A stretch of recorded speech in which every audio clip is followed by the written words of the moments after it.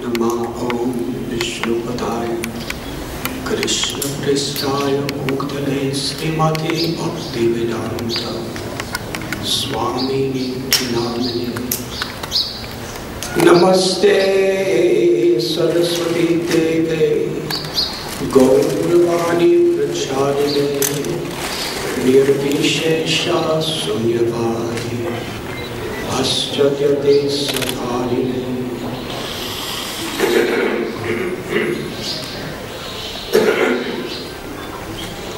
Panchakalpatarubhyascha Kripa Sindhubhya evacha Patitanam Pavanibhyo Vaishnavebhyo Namo Namah Sri Krishna Chaitanya Prabhu Nityananda Sri Advaita Gadadhar Shivasati Gaura Bhakta Vrinda Hare Krishna Krishna Krishna Hare Hare Hare Rama Rama Rama Hare Hare.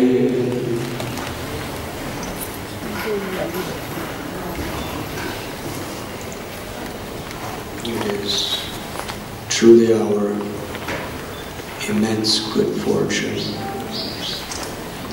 to be together in the holy dham of Sri Vrindavan to honor one of our beloved Guru Maharaj, Srila Prabhupada's very dearmost intimate associates on the day of her disappearance anniversary. Yamuna Devi.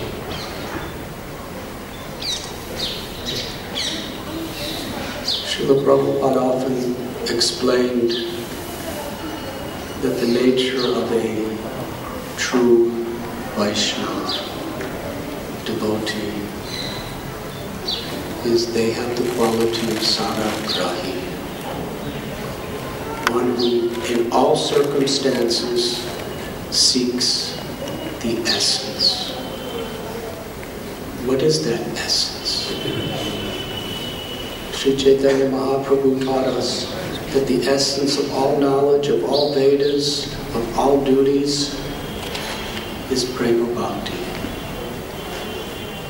Savai Pungsang Paro Dharmo Yato Bhakti Radhanatha Ahoitaki Apratihata Yadatma Suprasidati. That the supreme Dharma in all situations is loving service to the Supreme Personality of Godhead. Such service must be unmotivated by any materialistic selfish desires and uninterrupted by any situation that may come before us. Srila Prabhupada defined this as unalloyed devotion. That is the essence. In practical understanding, to seek the essence is to deeply receive Srila Prabhupada's mercy and to give that mercy to others. To seek the essence means to go very, very deep. To be totally absorbed.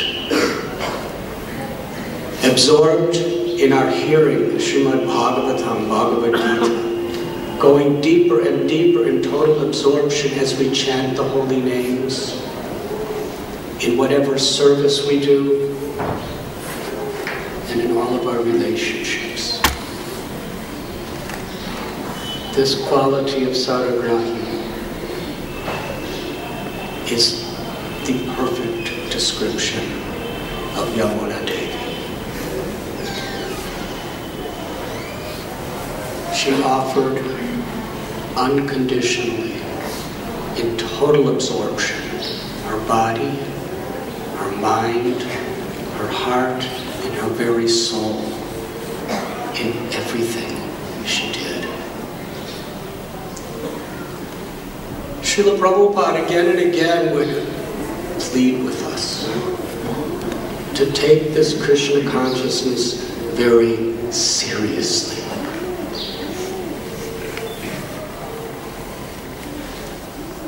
How Yamuna Devi took that instruction as her heart and soul in everything she did.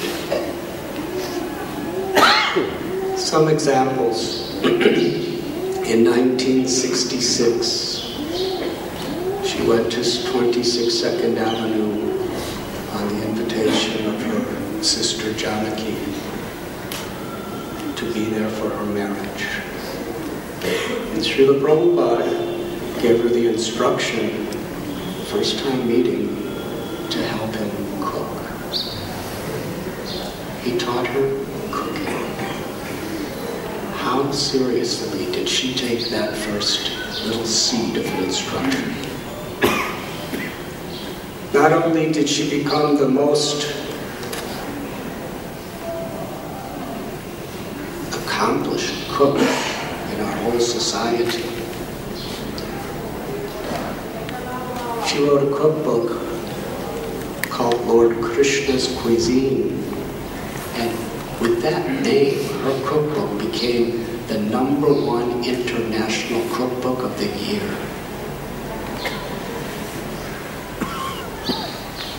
Her cooking became the standard of our whole society.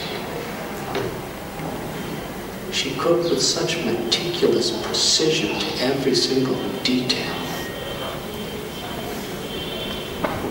I'm remembering once when I went to her home in Sharanagati for prasad, her and Dinatarani Devi prepared, I think there was 6 different flavored chapatis.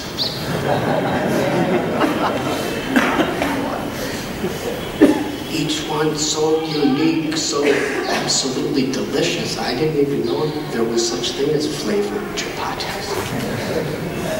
They were all natural, organic, absolutely intoxicating.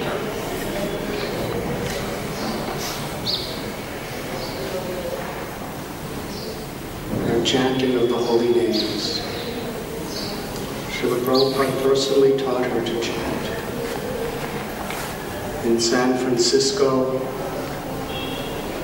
she would quietly just listen to Srila Prabhupada all alone chanting, write down the words to the songs, memorize the melodies. A few years ago at our Puna Yatra, she taught everybody, I think about 10 different morning melodies that Prabhupada chanted. I only thought there was one morning melody. But this is how intensely she would hear. She sang so many different versions of the morning melody exactly the way Srila Prabhupada chanted. What an absorption. And how she expressed what she received from Srila Prabhupada. When she was in London, there's a famous story. They were recording that Radha Krishna album, and George Harrison happened to hear her singing all by herself. She didn't even think anyone else was around. Baja Hure Mana or Baja Mana Hure. It was after the recording, but George had a microphone next to her, and he said, that's going to be on the album.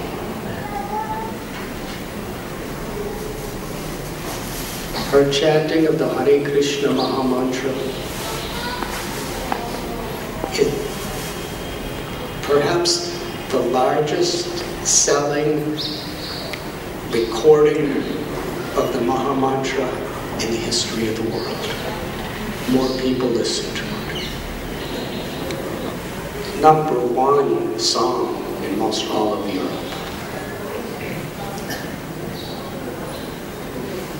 And I remember in Cross Maidan in 1971, when I first met the devotees. I came into this huge tent, and at that time, Yamuna Devi was on the stage all alone, just chanting. There was only a few people in the crowd. She chanted, playing harmonium. There was no mridanga, no kartals, all alone. I had come down from Himalayas and I was attracted to absorption and meditation and all these other yogas.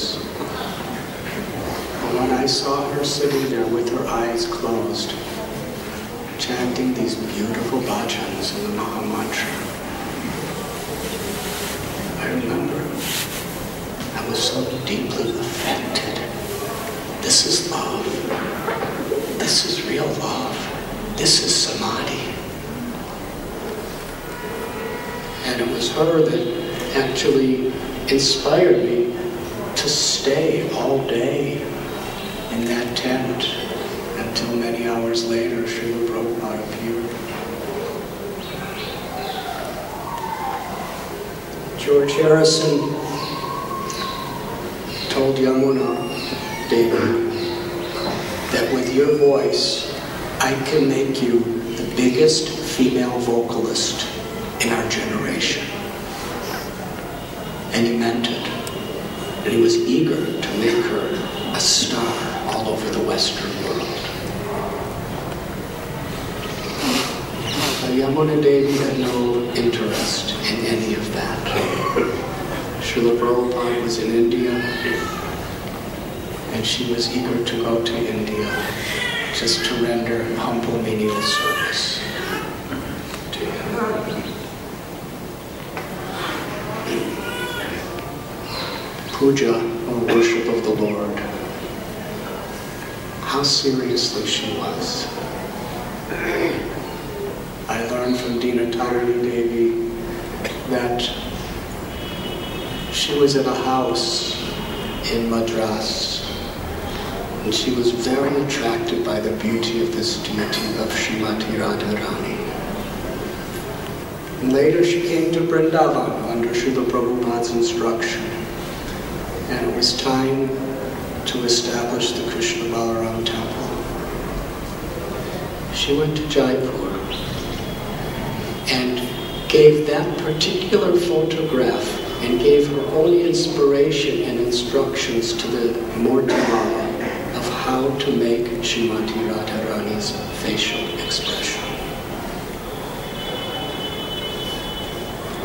And today, as far as I can see, the most famous, popular deity of Srimati Radharani in all of Brajbhumi, in all of the world, is at Krishna Balaram Mandir. Srimati Radhika ki. It was her inspiration.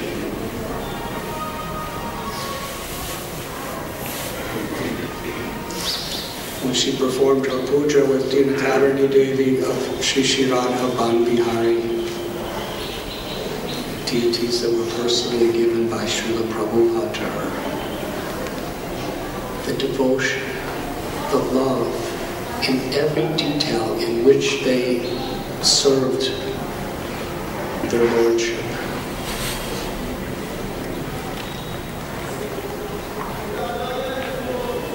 Unprecedented. Wherever she lived with her deities, people would go from various parts of the world to have darshan of her deities. And when they did, the standards, the decoration, the offerings, They were equal to or better than practically any ISKCON temple or any temple in the world.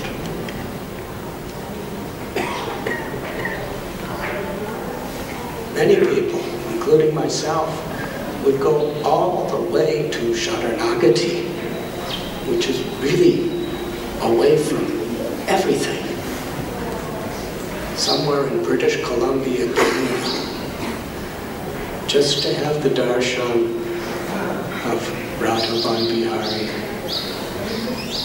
and their most loving servants, Yamuna, Devi, and Disapp. I've never experienced or seen such home worship as this. How seriously she took Prabhupada's instruction in everything. When her previous husband, Guru Das Prabhu, was given sannyas, Srila Prabhupada personally instructed Yamuna Devi to live a life of total renunciation. And basically gave her the same instructions as a sannyasi would have, but without the formality. How rare. She was a young woman at the time. She committed her life to follow those principles of total renunciation as long as she lived. Yamuna Devi was at Srila Prabhupada's side in practically all of the beginning stages of ISKCON's most important events. She was there at 26 Avenue with Srila Prabhupada when he planted the seed. She was there in San Francisco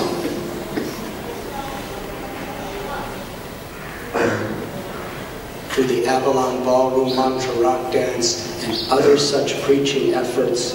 Literally, the Hare Krishna movement became known and famous throughout America. Then she was at Srila Prabhupada's side in London, where through the making of their records, their performances, their cultivating the Beatles and other such persons, she helped Srila Prabhupada make Krishna consciousness famous throughout the world. And then she was called to India. She traveled at Prabhupada's side throughout this country and was eventually assigned to come to Vrindavan, Srila Prabhupada's eternal home. Srila Prabhupada was given the task, or gave her and Guru Das Prabhu the task of establishing a temple here. Something that was not only a sacred vision of Srila Prabhupada. Imagine, he lived in Radha Damodar temple for about 6 years. And it was his dream to bring people from all over the world here. He entrusted that service to Yamuna Devi and Guru Das. And in those days, it was so difficult. So many obstacles. I remember one of the most transforming experiences in my own personal life. In 1972, I already had to leave Vrindavan because of my visa, but from Nepal I came just for a week. And when I came back to Vrindavan, Yamuna Devi and Guru Das Prabhu were staying then at Radha Damodar temple. And I would sit with them for hours and hours and hours and help them with some seva.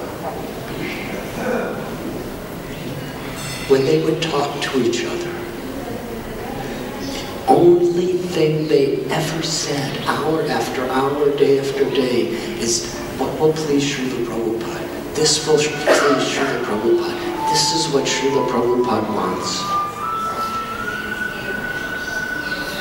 I had never, ever experienced anything like this. Such total devotion, total absorption in pleasing the Guru. It was from Yamuna Devi that I first got a glimpse of understanding what is Guru Nishtha, what is faith in Guru, what is Guru Seva, what is that total absorption where every word, every act, every thought is an offering of love to one's spiritual master. And I remember thinking at that time, as I had met Srila Prabhupada, I had accepted him as my spiritual master.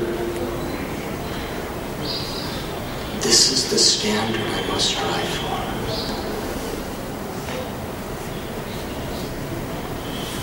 This is pure devotional service. Yamuna Devi, she could be as grave and stoic as an ancient sage.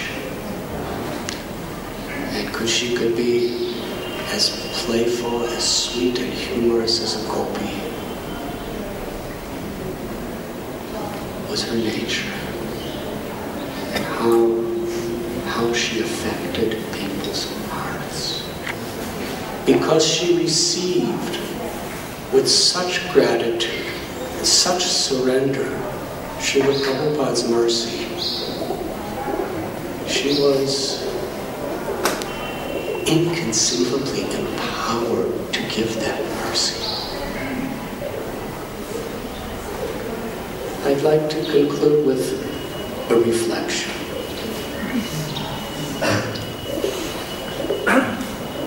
One time Srila Prabhupada was sitting and he said that Krishna had taken away my family and now he has given me all of you as my children. And how Srila Prabhupada sacrificed his life for his children. More than any biological parent could ever conceive of. And I was thinking how Yamuna Devi inherited that spirit. She had no biological children herself. But the second generation of our movement, she gave her heart and soul, her everything, to care for and inspire our children. They became her children.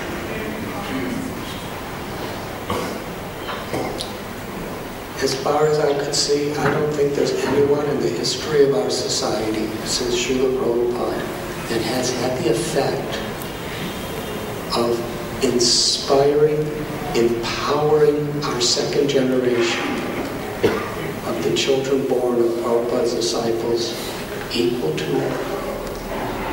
Yamuna Devi. She loved these children. She cared for these children. And she gave them what Prabhupada gave her. Unalloyed, pure, devotional service.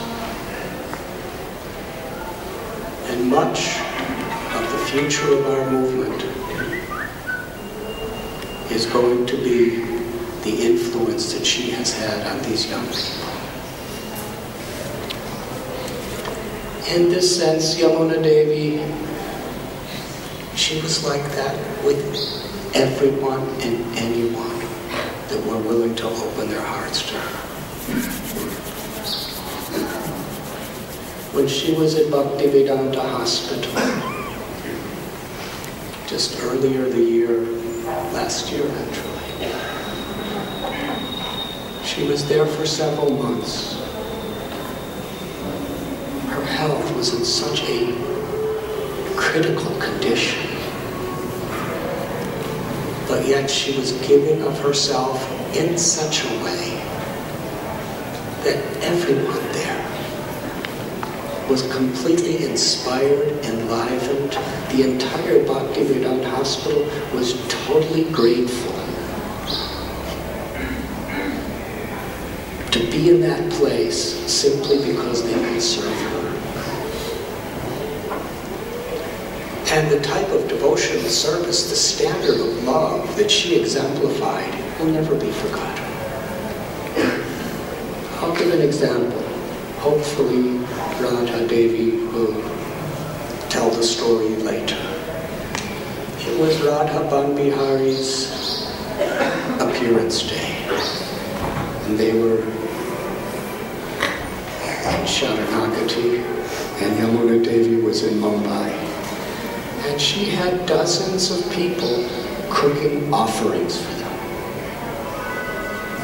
She would have them write down, she would write down the recipes, and they would be, and she, I don't remember if it was 1,000 preparations or hundreds of preparations, whatever it was. They all made these preparations in their minds. And then she wrote everything in the computer, all the different, the whole feast that she had prepared in her mind. And she sent it by internet. And she said, now the offering has been made. That was her absorption. You know that those devotees will never ever be the same. She totally conquered our hearts. While in Bhaktivedanta Hospital, I saw how simple housekeepers, cooks, doctors, administrators, and even one of the most famous people in the entire Western world came to see her. I was shocked. This person was in total awe, with his hands folded, and his wife, just in the aura of Yamuna's devotion. He had never experienced anything like that in his life. Yamuna Devi, she was, to me and to so many others, she was our mother, our sister, our friend, our worshipful goddess, because she embodied Prabhupada's love, Prabhupada's mercy, with such depth, with such absorption. She really taught us how to seek the essence. Her passing from this world was so perfect. Yamuna Devi never wanted fame. She never wanted prestige. She only wanted seva, selfless service.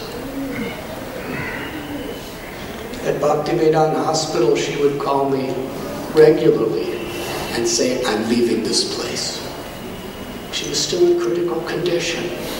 I said, why are you leaving this place? She said, because too many people are serving me. I don't like to be served. I like to do things myself. I said, but if you leave, you'll die. She said, better to die than to accept so much service. This was her nature. I said, don't you understand? Please understand that they see Srila Prabhupada in you more than they've ever seen him before in anyone. By your accepting their service, you're connecting them with Srila Prabhupada. You're doing the greatest service to them. She said, really? I said, definitely, you can ask anyone. She said, all right, then to serve them I will stay.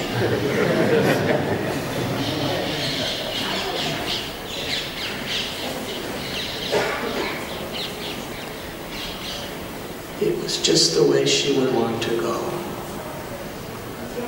After being with some of her favorite loving people, the youth of our society, having kirtan. She went to take rest. And she got up and with her japamala in her hand, sitting down, totally absorbed in the sweet sound of the holy names, with no one but Prabhupada and Krishna and Radha with her. She left.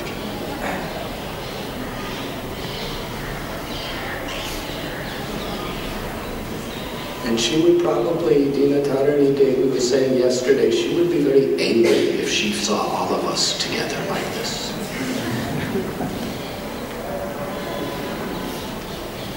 But because she's Saragrahi personified, I think behind that anger she would seek the essence of the genuine gratitude and love that we have for her, and the unlimited debt that we owe her.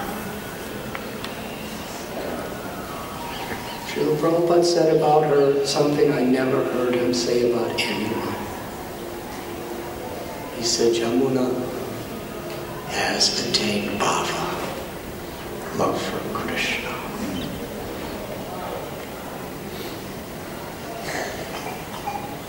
And she lived, and she will live forever in our hearts to inspire us with that love. Yamuna Devi ki jai. We owe a great debt to Janaki Devi for bringing Yamuna Devi to Srila Prabhupada. We owe a great debt to Dinatarani Devi because as Yamuna Devi's most intimate, loving associate for so many years, she is now going to present to the world for all time to come Yamuna Devi's autobiography, Adaloid. We're so eagerly awaiting. Thank you so